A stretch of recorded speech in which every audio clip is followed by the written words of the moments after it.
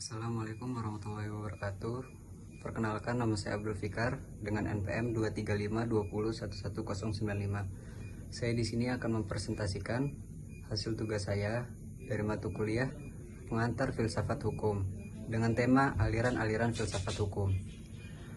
Pertama, saya akan mempresentasikan pengertian aliran-aliran filsafat hukum.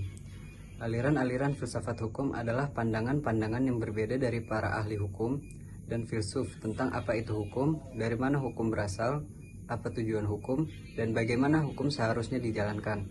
Setiap aliran memberikan cara berpikir yang berbeda untuk memahami hukum sesuai dengan latar belakang sosial, budaya, dan zamannya. Selanjutnya, saya akan menjelaskan bentuk aliran filsafat dengan ciri utamanya.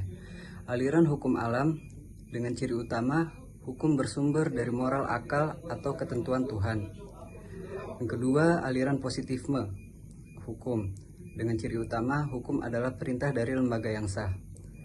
Yang ketiga, aliran realisme hukum dengan ciri utama, hukum dilihat dari praktik nyata, bukan hanya teks undang-undang.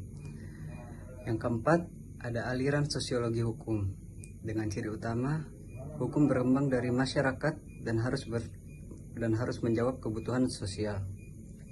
Selanjutnya, yang kelima, ada aliran kritik hukum yang memiliki ciri utama mengkritisi bahwa hukum sering tidak netral dan berpihak pada penguasa. Yang keenam, ada aliran feminisme hukum dengan ciri utama mengkaji hukum dari perspektif gender. Dan yang terakhir, ada aliran utilitarianisme hukum yang berciri utama hukum yang baik adalah hukum yang memberi manfaat atau kebahagiaan terbesar bagi masyarakat terbanyak. Slide selanjutnya saya akan menjelaskan contoh aliran-aliran filsafat hukum. Yang pertama, contoh aliran hukum alam. Hukum yang tidak sesuai dengan nilai norma universal, misalnya hukum yang melegalkan perbudakan, dianggap tidak sah menurut hukum alam. Contoh yang kedua, contoh positisme hukum. Undang-undang yang berlaku meskipun tampak tidak adil tetap dianggap sah selama dibuat sesuai prosedur hukum yang benar. Yang ketiga, contoh utilitarianisme hukum. Sebuah kebijakan hukum dipertimbangkan sah jika dapat menurunkan angka kejahatan dan meningkatkan kesejahteraan rakyat. Dan yang keempat, contoh mazhab sejarah. Hukum adat Indonesia seperti hukum waris adat tetap diakui karena merupakan hasil perkembangan sejarah masyarakat.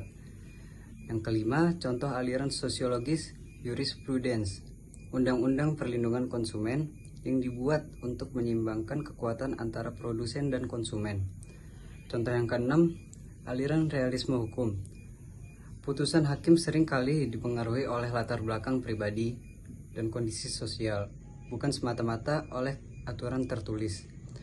Contoh yang ketujuh, contoh aliran hukum bebas. Putusan hakim yang mendasarkan pertimbangannya pada prinsip-prinsip keadilan dan kepatutan meskipun tidak ada aturan hukum positif yang secara eksplisit mengatur kasus tersebut.